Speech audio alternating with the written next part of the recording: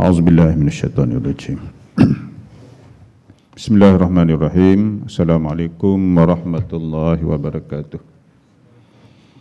Innal hamdalillah nahmaduhu wa nasta'inuhu wa nastaghfiruh.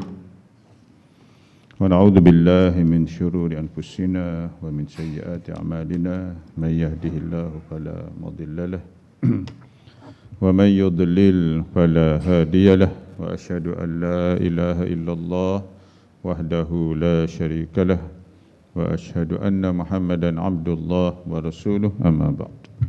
Qala rabbi shrah li sadri wa yassir li amri wahlul 'uqdatam min lisani yafqahu qawli. Subhanaka la ilma lana illa ma 'allamtana innaka antal alimul hakim. Wala haula wala quwwata illa billahil aliyyil azim. Allahumma amin.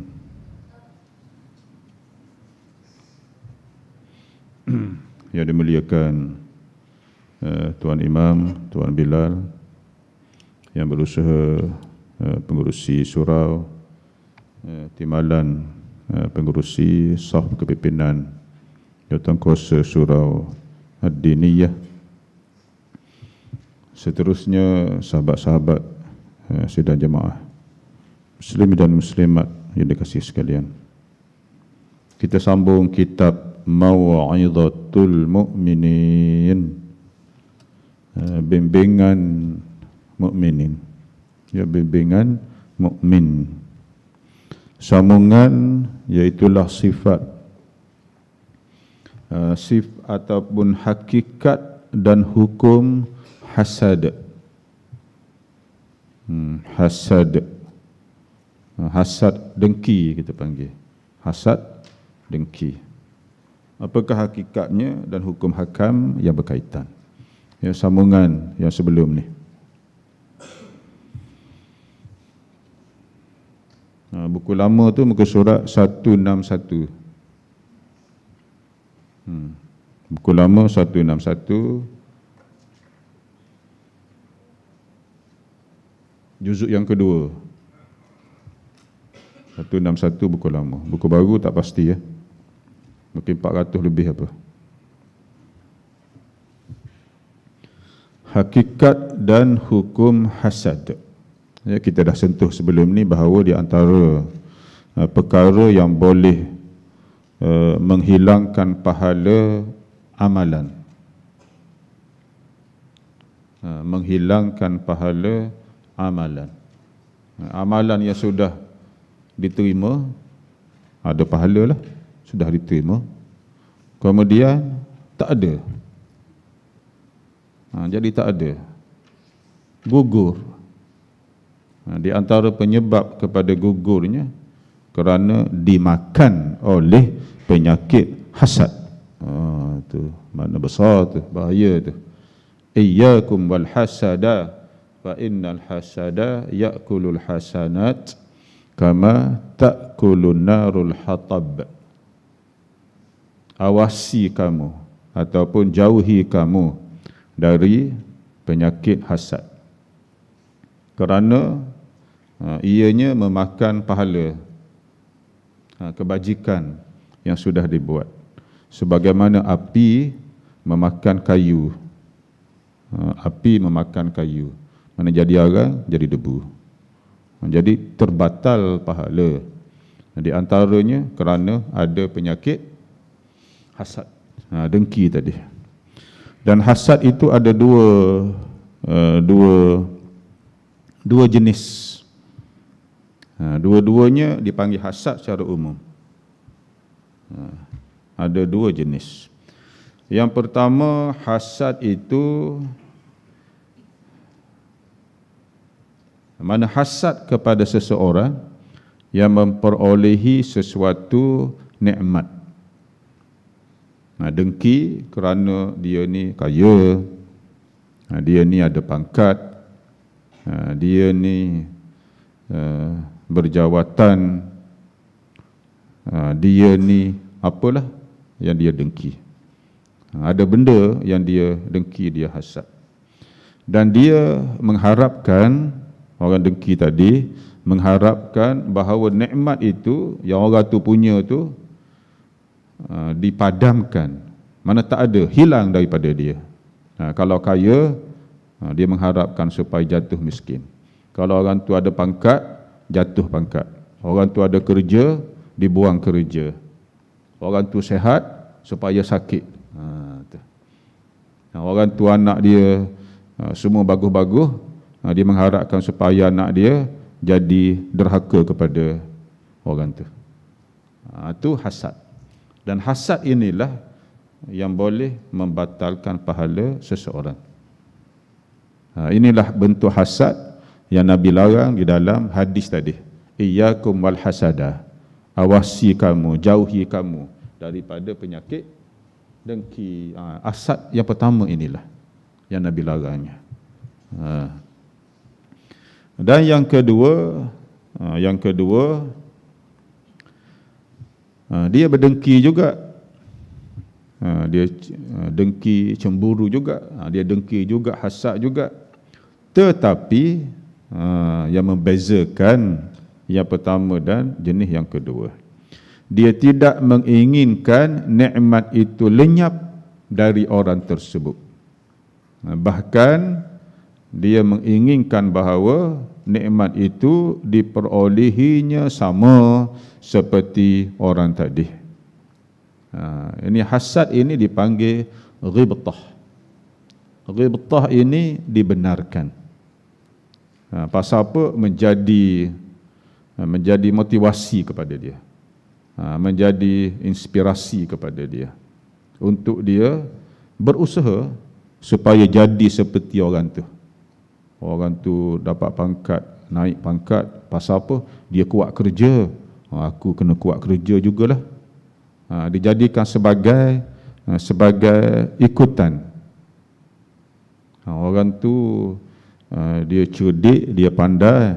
Pasal apa? Dia rajin. Rajin murajaah, rajin mutalaah, rajin ulang kaji. Aku pun kena buat yang sama juga supaya jadi seperti dia dan lebih lagi. Itu dia panggil ghibtah. Orang tu apa? Orang tu harta banyak, kaya raya, pasal apa? Dia rajin bekerja. Kemudian bila sampai masa keluar zakat, dia keluar zakat, dia beri sedekah. Lalu Allah beri berkat kepada harta dia, Allah beri barakah kepada harta dia. Aku pun kena rajin bekerja, rajin berusaha. Kemudian banyak derma. Tiba masa zakat, keluar zakat. Supaya apa? Mendapat barakah daripada harta. Itu dia panggil ghibtah. Itu dibenarkan. Dibenarkan. Menjadi sebagai peniup semangat kepada dia untuk bekerja. Nombor dua itu hasad dengan nama ghibtah. Ini dibenarkan. Orang tu rajin, dia Quran dia, Allah, Masya Allah Quran dia, bagus baca dia, kemudian ingat pun lancar, tak pernah tersangkut-sangkut baca. Pasal apa? Dia rajin ulang kaji. Dia rajin ulang kaji, rajin murajaah, rajin isbat dengan ustaz dia.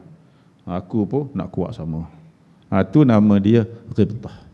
Ghibtah dan dibenarkan.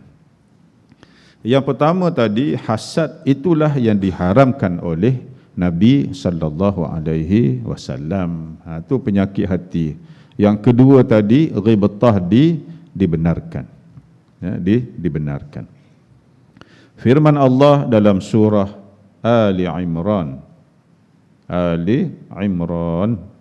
ayat 120. A'udzu billahi minasyaitonir rajim. In tamsaskum hasanah tasuhum wa in tusibakum sayyi'atun yafrahu biha. Kalau kamu ini mendapat nikmat, kebaikan, menyakitkan hati mereka, dengki. Kalau kamu dapat nikmat, harta benda, apalah benda yang berupa nikmat, mereka ni sakit hati. Itu hasad, dengki. Dan jika kamu ditimpa musibah, bencana, mereka bergembira. Ini juga penyakit lah ni. Penyakit. Dia suka bila kawan dia ditimpa musibah. Bila dapat nikmat, dinaikkan pangkat, merana dia. Itu hasad yang diharamkan oleh Allah Subhanahu wa ta'ala. Jadi gembira dengan kesusahan seseorang tidak lain kecuali berpunca dari hati yang kotor. Gembira di atas musibah seseorang. Bukan main duk puh dalam FB. Orang ni, seronoknya aku hari ni.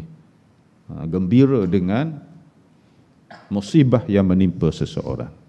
Itu tanda hati tak betul, busuk hatinya. Jadi kitanya sepatutnya mendoakan kebaikan, supaya musibah tersebut tidak kena kita juga. Ataupun Allah mempermudahkan urusan sahabat kita yang ditimpa musibah. Itu baru betul hati. Dan tak rugi kita berdoa begitu. Setiap kali kita berdoa kebaikan untuk sahabat kita, untuk orang lain, malaikat pun berdoa sama untuk kita.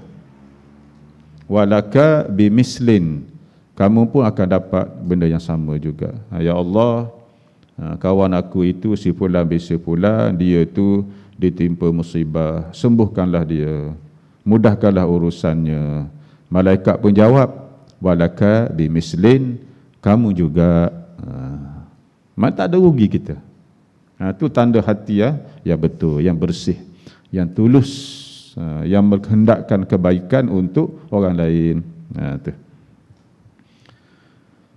Firman Allah dalam surah Al-Hashr ayat ke-9. Wala yajiduna fi sudurihim hajatan mimma utu. Dan tidak ada pula dalam hati mereka perasaan berkehendak terhadap apa yang telah diberikan kepada orang-orang yang berhijrah itu lebih dari mereka sendiri. Ini golongan Ansar di Al-Madinah Al-Munawwarah. Al-Muhajirun, golongan muhajirin daripada Makkah. Bukan orang tempatan, bukan orang tempatan, tetapi golongan Al-Ansar, penduduk asal Madinah, menerimanya dengan hati yang terbuka. Tak ada dengki, tak ada hasad. Malah di kalangan mereka diangkat menjadi pemimpin. Tengok Khalifat Ar-Rasul Al-Awwal, siapa dia? Khalifah pertama Abu Bakar As-Siddiq, Sayyiduna Abu Bakar As-Siddiq radhiyallahu anhu ardah. Orang Makkah pergi Madinah, akhirnya jadi pemimpin di Madinah. Khalifat Ar-Rasul, pengganti kepada Nabi sallallahu alaihi wasallam selepas kewafatan Nabi. Lepas tu naik Umar bin Al-Khattab, juga orang Makkah.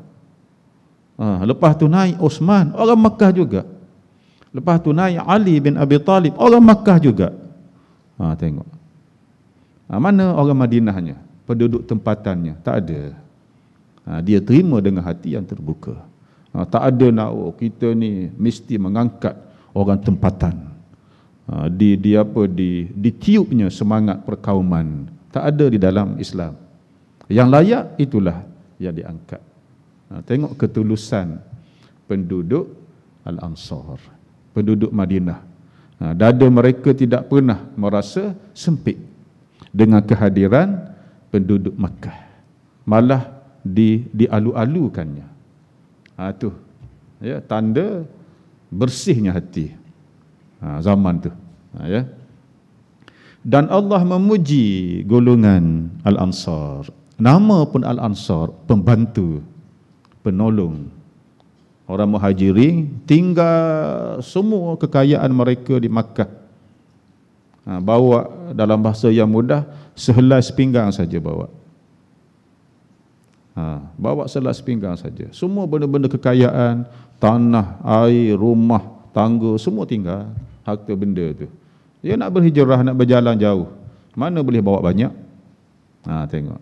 Bila sampai di Al-Madinah Al-Munawwarah, dengan tangan terbuka, dengan dada yang terbuka, penduduk Al-Ansar menerimanya. Tak ada dengki, tak ada apa. Itu semangat persaudaraan yang diajar oleh Nabi sallallahu alaihi wasallam. Allah Ta'ala berfirman dalam surah Al-Mutaffifin ayat yang ke-26, wa fi dzalika falyatanafasil mutanafisun, dan hendaklah mereka berlomba bagi merebut kelebihan dan kesenangan. Bahkan Nabi suruh mereka ni mengejar kebaikan. Lalu berbondong-bondonglah penduduk Al-Ansar nak menyambut golongan Muhajirin. Diterimanya, dipersaudarakan oleh Nabi sallallahu alaihi wasallam sebagai satu saudara. Diambil penduduk Makkah seorang, dipersaudarakan dengan keluarga penduduk Madinah. At-ta'akhi, dia panggil proses itu, dipanggil at-ta'akhi, mempersaudarakan. Sehingga begitu. Itu semangat al-ukhuwah al-islamiyah. Dan mereka ni berlomba-lomba nak buat kebaikan. Bahkan Allah Ta'ala berfirman dalam surah Al-Hadid ayat 21, sabiqu ila maghfiratim min rabbikum, berlomba-lombalah kamu untuk mendapat keampunan di sisi Tuhan kamu. Dan mereka yakin dengan mereka membantu saudara muslim mereka, ganjarannya besar di sisi Allah. Ganjaran yang besar di sisi Allah. Tak ada yang lebih besar melainkan maghfirah. Tak ada dah ganjaran yang lebih besar melainkan keampunan di sisi Allah Ta'ala. Lalu mereka pun berlomba-lomba. Itu sifat, sifat yang dibentuk oleh Nabi sallallahu alaihi wasallam. Sabda Nabi sallallahu alaihi wasallam, la hasada illa fitnatain. Hadis Al-Imam Al-Bukhari dan Al-Imam Muslim. Tidak ada dengki melainkan pada dua jenis manusia. Rajulun atahu Allahu malan fasallatahu ala halakatihi fil haqq. Golongan yang pertama, Allah beri kepada dia ni harta benda, dan dia membelanjakan harta itu pada jalan kebenaran. Belanja harta itu pada jalan kebenaran, sama ada habis ataupun tidak. Maknanya ada harta banyak, kaya, tapi disumbangkan. Dan warajulun, yang kedua, warajulun atahu Allahu ilman fahuwa ya'malu bihi wa yu'allimuhun nas. Seseorang yang Allah beri kepada dia ilmu pengetahuan, dia jadi alim, jadi seorang yang berpelajaran, kemudian dia mengamalkan ilmunya serta dia mengajar orang lain. Golongan ini kita hasad dengan nama ghibtah tadi dibenarkan. Hasad dengan nama ghibtah, supaya kita ni jadi seperti dia juga. Apa rahsianya? Kita bertengok, kita kaji. Rahsia dia kaya-raya kerana dia ni bekerja, rajin, bersedekah, berderma, ada berkat, keluar zakat. Kita pun mengambil jalan yang sama, supaya jadi seperti dia. Itu dipanggil ghibtah. Dan Nabi membenarkan. Boleh itu. Kalau hadis yang lain kita sentuh sebelum ni, mungkin orang yang baca Quran, mahir baca Quran, kita pun nak jadi seperti dia juga. Ini di antara yang dibenarkan oleh Nabi sallallahu alaihi wasallam. Hasad yang kedua ini dipanggil ghibtah.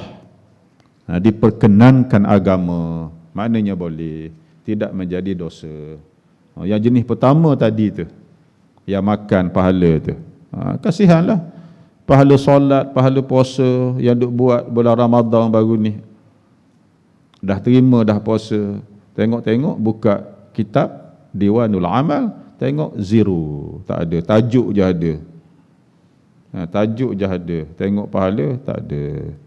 Cek-cek tengok, oh dimakan oleh penyakit hasad. Nanyalah. Kesian, nanyalah.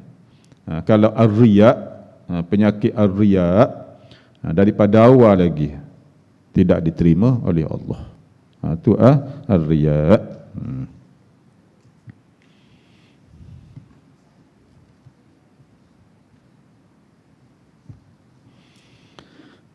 Firman Allah Subhanahu wa ta'ala, wala tatamannaw ma faddalallahu bihi ba'dakum ala ba'd. Janganlah kamu mengharapkan agar limpah kurnia ya Allah berikan kepada sebahagian kamu melebihi sebahagian yang lain. Yang ni hasad. Jangan mengharapkan nikmat yang Allah beri kepada si fulan bin si fulan hilang, dapat ke dia. Itu yang dilarang oleh Allah Subhanahu wa ta'ala. Itu namanya dengki, namanya hasad. Yang dilarangnya. Pasal apa dah tertulis di Lauh Mahfuz, takdir, qada dan qadar. Hasad ini buruk perangai, pergi lebih tinggi lagi. Dianya seperti tidak redha dengan ketentuan Allah. Pasal apalah Allah beri dia ni jadi kaya.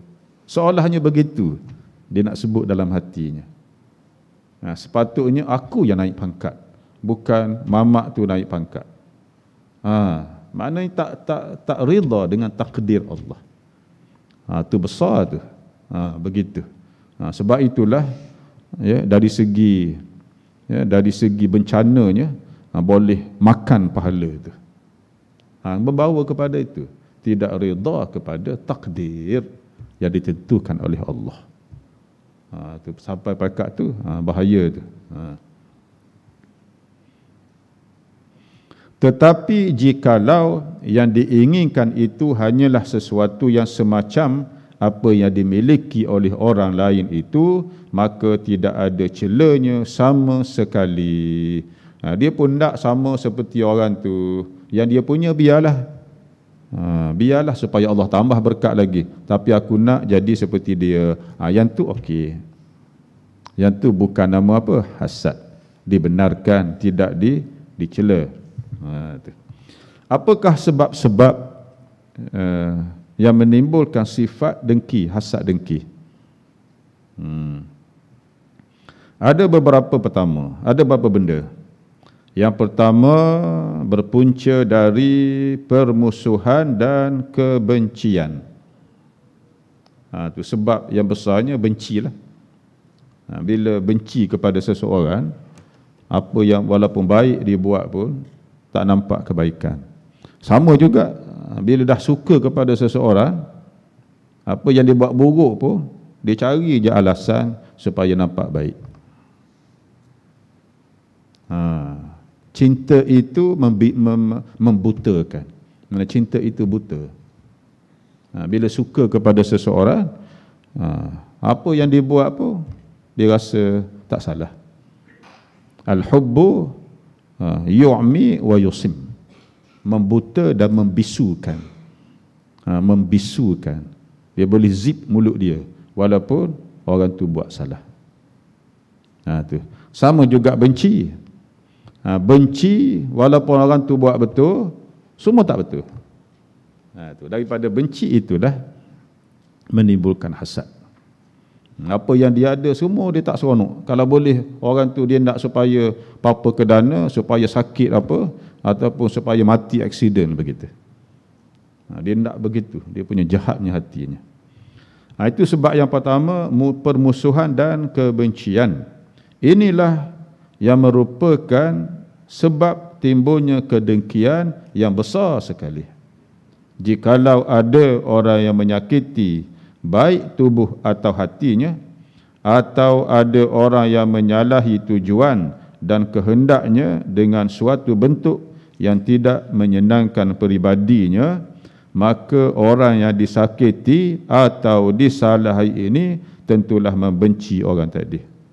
Rupanya ada kes sebelum tu. Mungkin dia pernah, contohlah dia pernah bersuara di dalam mesyuarat dengan satu idea, dia nampak idea tu bagus, tapi kawan tu bangkang idea dia. Orang tu bangkang idea dia, menyebabkan mesyuarat menolak idea dia. Dia taruh dendam dah. Musuh dah. Bermula daripada situ, apa yang kawan tu buat, apa yang kawan tu ada, dia tak suka dah. Bermulalah penyakit hasad. Itu di antaranya. Bermula daripada sifat permusuhan. Selanjutnya di dalam jiwanya akan tumbuh benih dendam. Nak cari peluang, nak balas. Kemudian daripada situ timbullah penyakit tadi. Penyakit tadi dah bermusuh dah. Lalu lama-lama dah membara, banyak benda lah akan berlaku. Itu yang pertama. Dan yang kedua, timbul adanya perasaan tinggi diri, yakni dirinya dianggap lebih mulia atau lebih berharga berbanding orang lain. Aku senior di jabatan ni. Pasal apa tak naik pangkat jadi pengarah ke, ketua pengarah ke? Tengok lantik budak yang baru grad. Dengki lah tu. Kalau ada lah. Tak ada lah budak baru grad jadi ketua pengarah. Umpamanya nak contoh dah nampak. Senior. Guru sepatut dah jadi pengetua dah. Dah nak pencen dah. 3-4 tahun lagi pencen. Kawan tu 10 tahun lagi nak pencen dah naik pengetua dah. Aku senioriti lebih daripada dia lagi. Dia rasa dia hebat. Bermula daripada situ, apa semua yang kawan tu buat, semua tak suka. Semua dia dengki, semua dia hasad. Nampak tu. Hasil daripada tu memandang dirinya lebih hebat berbanding orang lain. Tengok penyakit situ. Penyakit pertama, takabur. Berbangga dengan diri sendiri. Fakhur binafsihi, dengan diri dia. Takabur, mutakabbir, orang yang mutakabbir. Sifat takabur tu. Daripada sifat takabur, dia membenihkan hasad, dengki. Itu penyakit juga tu. Dan jikalau ada orang yang hendak mengalahkan dirinya, baik dalam hal harta, kedudukan, pangkat, kepandaian dan seumpamanya, timbullah hasad, dengki. Orang tu potong dia, pecuk dia, marah dia, dengki. Itu sebab yang kedua. Perasaan dia rasa lebih hebat berbanding orang lain. Rasa lebih hebat pun dah dosa besar dah, takabur. Dan yang ketiga, gemar kepimpinan. Ini dipanggil hubbu ar-riasah ataupun hubbur riyasah. Suka nak jadi pemimpin, nak duduk ke depan dia, menonjolkan diri, serta suka kedudukan yang teratas dan ingin menonjolkan diri. Jika ada orang yang menyamainya, maka dia akan hasad kepada orang tersebut. Macam-macam dia buat. Dia fitnah, dia apa, supaya tidak boleh mengatasi kedudukan dia. Tengok orang pilih ahli mesyuarat, pilih orang lain, tak pilih dia. Sudah dia seperti kiamat bagi dia. Dia akan buat apa saja. Yang pentingnya dia boleh kedudukan itu. Tengok orang angkat orang lain. Timbullah dengki. Tengok, timbullah dengki. Puncanya hubbu ar-riyasah. Cinta kepada pemimpin, nak jadi pemimpin. Itu yang ketiga. Dan yang keempat, timbul disebabkan dasar jiwa manusia itu buruk, hati dia kotor dan bakhil untuk berbuat kebaikan. Jiwa dia, hati dia kotor dan dia ada sifat bakhil. Orang ini akan merasa berat apabila mendengar si fulan bin si fulan seorang yang baik, ada kenikmatan, ada harta, kemudian orang tersebut dia ni banyak kebajikan. Daripada situ dia dengki. Dia sendiri bakhil. Bila orang jadi pemurah, dia hasad dah. Dia sendiri tu bakhil. Nak bagi derma, sumbangan, sedekah, payah. Tapi bila orang lain bagi sumbangan sedekah, dia dengki pula. Itu penyakit juga. Puncanya hati itu sendiri busuk, kotor. Orang yang demikian tidak suka memberikan bantuan dan bakhil, walaupun dia ada nikmat, harta benda, nikmat apa itu, dia payah nak membantu manusia yang lain. Itu di antara penyakitnya. Itu di antara 1, 2, 3, 4 penyebab kepada penyakit hasad. Dan bagaimana untuk melawan penyakit hasad dari dalam hati? Penyakit hasad ini merupakan penyakit hati yang berat. Penyakit hati yang berat. Maknanya min amradi al-qulub. Di kalangan penyakit-penyakit hati. Yang berat ni di antaranya yang pertama tadi tu. Dia boleh membatalkan pahala amalan. Boleh membatalkan pahala amalan. Mana rugilah. Rugi. Dah sembahyang elok-elok, baca Quran cantik-cantik, dah ada pahala, tengok tak ada pahala. Gugur pahala. Kitanya hendak supaya Allah gugurkan dosa. Dengan amalan kita, Allah memberi keampunan, dia gugur dosa. Tapi dia ni Allah gugurkan pahala, tambah dosa pula. Terbalik. Terbalik. Itu berat penyakit ni. Itu penyakit hati yang berat dan amat berbahaya. Amat berbahaya. Itulah. Pahala gugur, dosa pula diangkat, ditambah. Nauzubillah min dzalik. Dan ianya susah untuk disembuhkan melainkan dengan menggunakan ilmu pengetahuan dan amal kebajikan. Jadi ilmu pengetahuan yang pertama kena belajar, hadir majlis ilmu. Bila banyak hadir majlis ilmu, hati lebih untuk tunduk dan tawaduk. Hati lebih untuk tunduk dan tawaduk orang yang belajar ni. Kebanyakannya begitulah. Kecuali dia niat daripada asalnya belajar tu nak takabur dah. Belajar nak takabur dah, nak lawan siapa-siapa. Yang tu lain. Mudah-mudahan Allah beri pertolongan kepada dia, mudahkan urusan dia. Umumnya makin kita banyak belajar, kita akan hati semakin tunduk.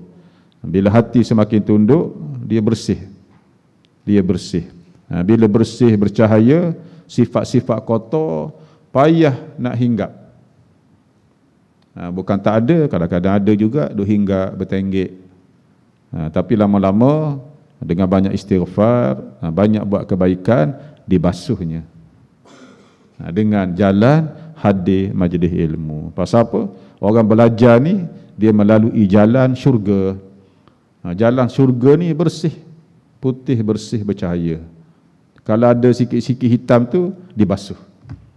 Dibasuh. Yang pertamanya belajar dengan cara ilmu. Tu boleh membersihkan hati. Pasal apa? Ilmu ini adalah nur, cahaya. Al-ilmu nurun. Dan al-jahlu zulmah. Kejahilan itu merupakan kegelapan. Jahil itu kegelapan. Dan ilmu itu cahaya. Cahaya menerangi hati kita, nampak yang benar dan nampak yang salah. Seperti cahaya dan gelap. Cahaya ni cahaya, jelas nampak ni cahaya, kita kenal. Yang luar sana gelap, kita bertahu. Sampai begitu terangnya. Terang tu cahaya, gelap itu kegelapan. Cahaya itu ilmu. Dengan ilmu tu kita nampak jalan, nampak pintu. Lepas solat kan, semua orang menuju ke pintu tu. Nampak pintu. Kalau gelap, nak tuju ke mana? Langgar tiang, langgar apa? Terbungkam sana, terbungkam sini. Nampak? Itu kejahilan. Semua dia langgar. Baca Quran, kalau tak ada ilmu tajwid apa? Ilmu makharij al-huruf. Panjang pendek, tempat keluar huruf, makhraj dia tak tahu. Dia baca boleh tapukan, langgar habis. Orang yang belajar ada cahaya, ada paduan. Oh, yang ni dengung, kena dengung, gunnah. Yang ni makhraj dia begini, qalqalah. Oh, yang ni makhraj dia apa? Huruf dia, oh ini tebal. Mufakham, yang ni muraqqaq, yang ni nipis. Semua dia belajar. Itu cahaya. Kalau tak belajar, semua tebal dia baca. Bismillahirrahmanirrahim, tebal semua. Semua tebal. Kan? Dia ada muraqqaq, dia ada mufakham. Bagaimana tahu tu? Kalau tak belajar, nampak cahaya. Dia baca pun jelas nampak. Begitulah hatinya. Bila banyak belajar, dengan izin Allah, hati pun terang. Bila hati terang, tak adalah kekotoran, penyakit-penyakit akan hinggap ke dalam hati. Di antara yang besarnya, penyakit tadilah al-hasadu, hasad, dengki itu. Ilmu yang bermanfaat untuk mengobati penyakit dengki itu dengan mengetahui sebenar-benarnya bahawa dengki merupakan bahaya dan pembawa bencana yang besar, baik di dunia ataupun di akhirat. Atas dunia ni jiwa dia tak tenteram. Tengok kawan tu dengki kerana harta benda, tengok kawan tu makin kaya, dia makin dengki. Makin tak tenang hati dia. Tak ada tumakninah, tak ada sakinah. Itu baru atas dunia. Mati kan, na'udzubillah min salik. Terimalah ancaman Allah Ta'ala. Mana atas dunia pun diseksa, di akhirat lagilah, na'udzubillah min salik.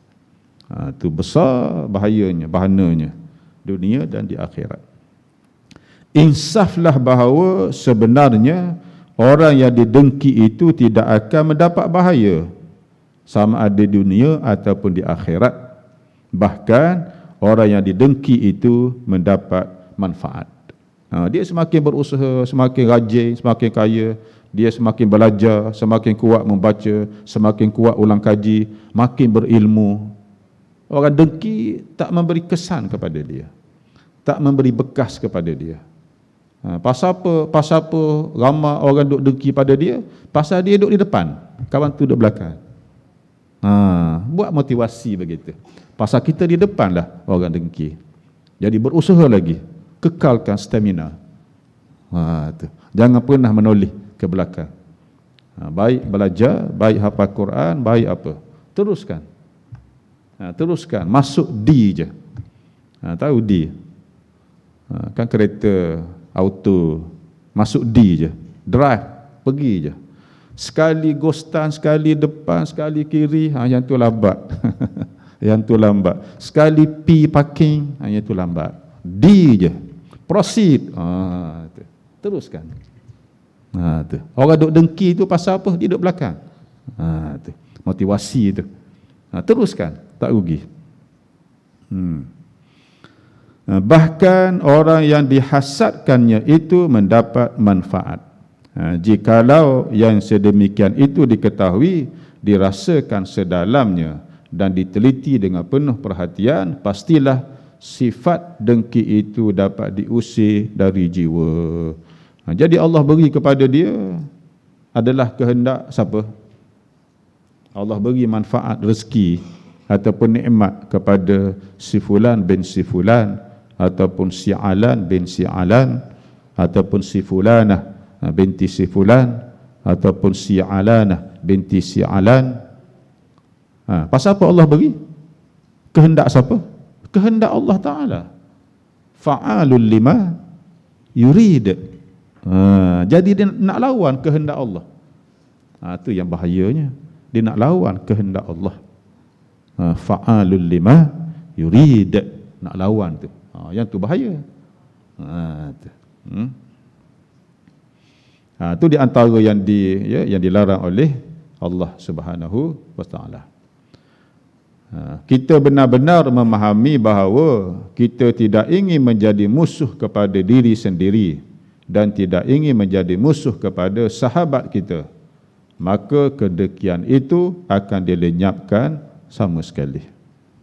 Bagaimana pula hasad menjadi musuh kepada diri dia sendiri? Yang tadi tu, jiwanya tak akan tenteram.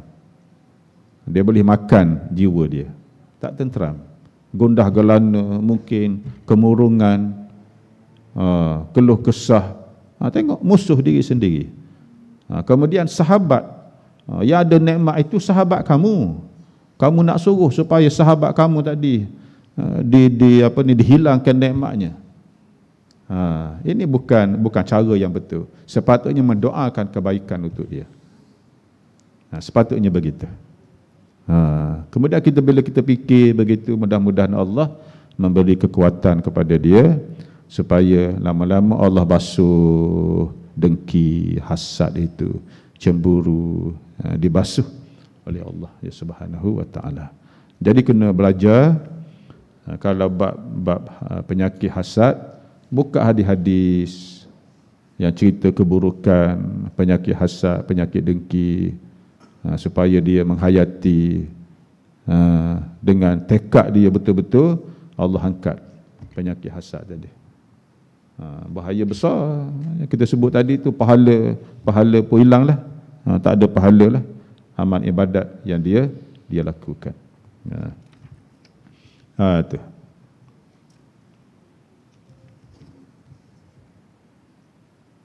Dah. Seminit lagi ya. Dah azan kan? Kita tangguh situ ya. Mudah-mudahan yang kita sama-sama baca tadi diberi manfaat oleh Allah Subhanahu wa Ta'ala. Aqulu qawli hadza wa astaghfirullahal azim li wa lakum. Wassalamualaikum warahmatullahi taala wabarakatuh.